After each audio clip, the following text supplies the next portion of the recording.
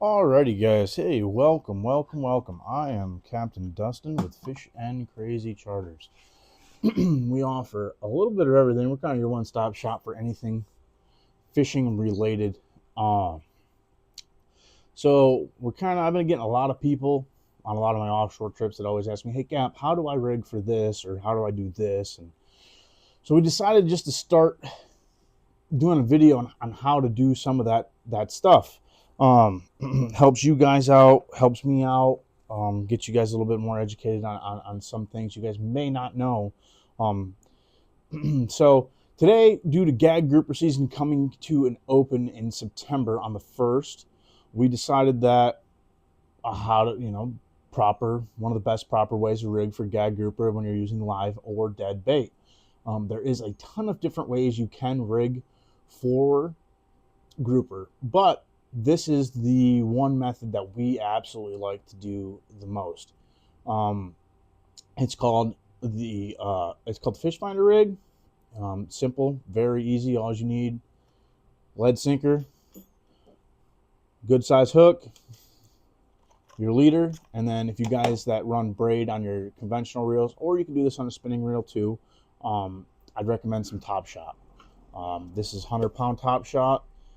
We will show you guys this today. I don't recommend a lot of places when you guys have Top Shot put onto a reel, they'll put like 100 to 200 feet of Top Shot on. And in my honest opinion, when you're fishing for gags and stuff like that, inside of, even in 200 feet of water, there's no need for 200 feet of Top Shot. At that point, you're just wasting your money on braid. You might as well just run straight mono. So I personally like to do 30 to 40 feet, depending on the depth, 20 and a little bit shallower too, just enough to give it a little bit of stretch and keep this lead from sliding up and down on your braid. The last thing you want is this to slide up and down your braid. So the things you do need for these rigs: lead sinker, egg sinker, depending on what depth range you're fishing from. I use anything from a 4 ounce to an 8 ounce, depending on the depth and current. Right now, we're running a lot of 6 ouncers probably for the depth and current. Swivels, you guys can see that. This is a 1/0 swivel, probably 150, 200 pound strength swivel. Nothing crazy, high end, expensive, pretty cheap. And then this is a 8/0 circle hook. You can use 9/0, you can use 7/0. This is an Eagle Claw. I use these. I haven't bent one out yet. These are an Eagle Claw. Coming up, I find them in a big old pack like this. From Fisherman Supply, Ideal Supply. That's what I like to use personally, just because I can't bend them. And then, due to gag grouper fishing, I will be running heavier leader than normal. This is 80-pound Siegler inshore. You can buy this at everything that we have here. You can basically buy at any of your local tackle shops and or online, depending on if you guys are online shoppers or not. A lot of my stuff I buy in bulk, so I got tons of it laying around. As you guys can see behind me, my garage is almost like a dang tackle shop.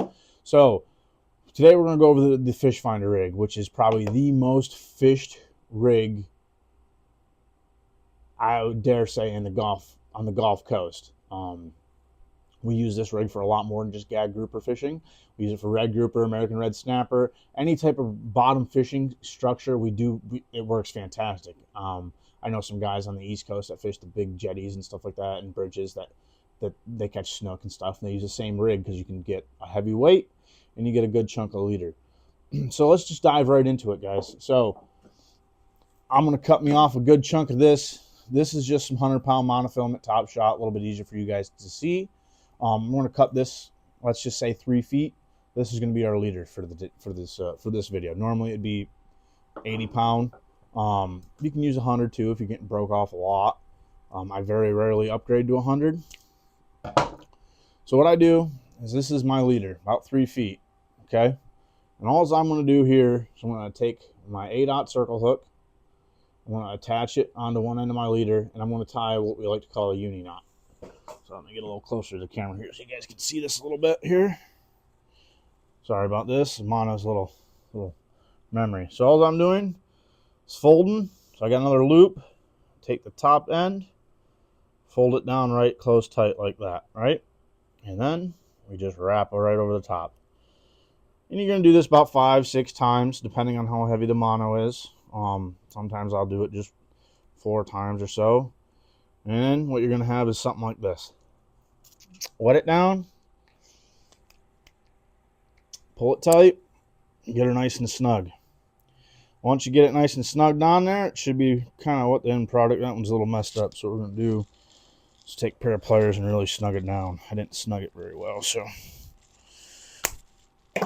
there. Now we got her super snug down, and all I do is I trim my tag end right here, just like that. And there is my uni knot with my leader.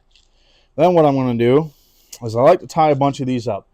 If any of you guys have ever actually fished with me on my offshore boat, you guys know I have a magnet that sits behind my helm. And I'll just tie a bunch of these up during gag season. And I put them on the magnet, so I got leader just dangling there ready to rock and roll for when I need to retie, because it's gag vision. I like to rock you up, put you in the rocks pretty heavy. So then I take my swivel and I tie my swivel on. We're going to do the exact same thing we just did for the hook, only on a swivel. So we're going to take it, we're going to tie our uni knot here onto I'm just going to go 4 just for the show. Get her nice and cinched down. There we go. We got her cinched, ready to rock. All right. And then again, trim it. I have these big old scissors to leave in my shop so I can cut things fairly easy.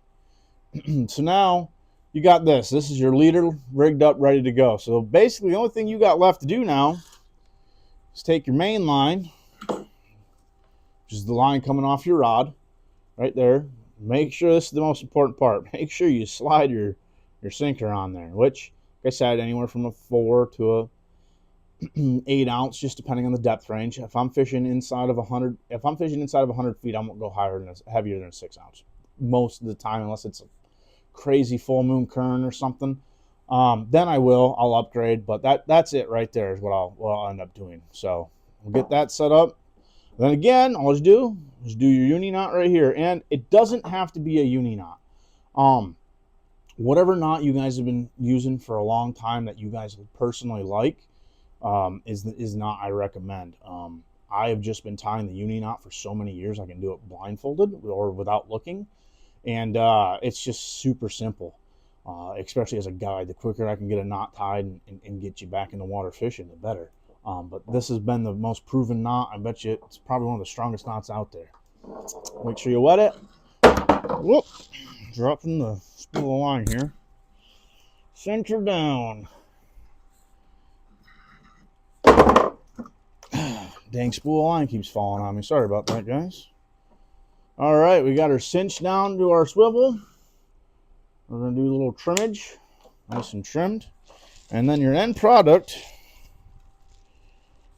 should look a little something like this. Main line, your egg sinker so it can slide. And about, give or take 3 feet of leader line right there. And that is one of the best group of rigs out there. All you can do is let that sinker drop to the bottom. Your bait can swim out a little bit, and then you can feel when it bites pretty good. And this setup right here works for everything. Whether you're using live pinfish, frozen sardines, or threadfin herring, dead baits, you're cutting chunks up and dropping them down, ladyfish, Spanish mackerel, Boston mackerel, all that kind of good stuff. It works fantastic, and it can be used a bunch of different ways. You can even downgrade all of this and make it a lot lighter for mangrove snapper fishing, yellowtail snapper fishing, and I've caught hogs on it, but we'll do another video on how to rig for hogs here. But I figured for the time frame, we'll talk about gag grouper. And this is probably the go-to setup right here. It's probably put the most grouper in a boat, and I can't even remember. It's been a long, this is my go-to. So kind of showed you guys how to rig for them. Now let's just kind of talk about what we personally like to use for gear on my vessel.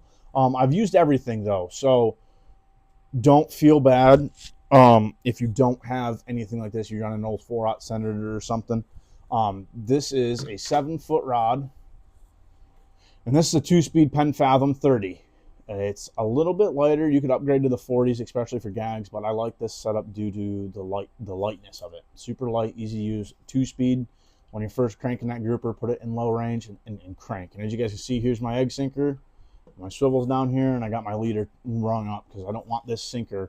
When you're storing your rods and you guys are running, don't let this sinker, hear that? You don't want that. That causes a weak point. Always let it bounce on the foam part of the rod, or you can buy the little straps and hold the lead weight yourselves too if you want. But I do it this way. It makes life a little easier.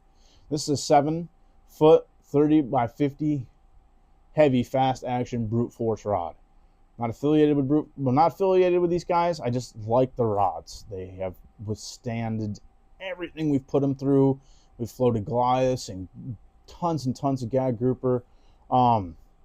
And we've caught all different things on them. These are even what we use for our snapper rigs and rods.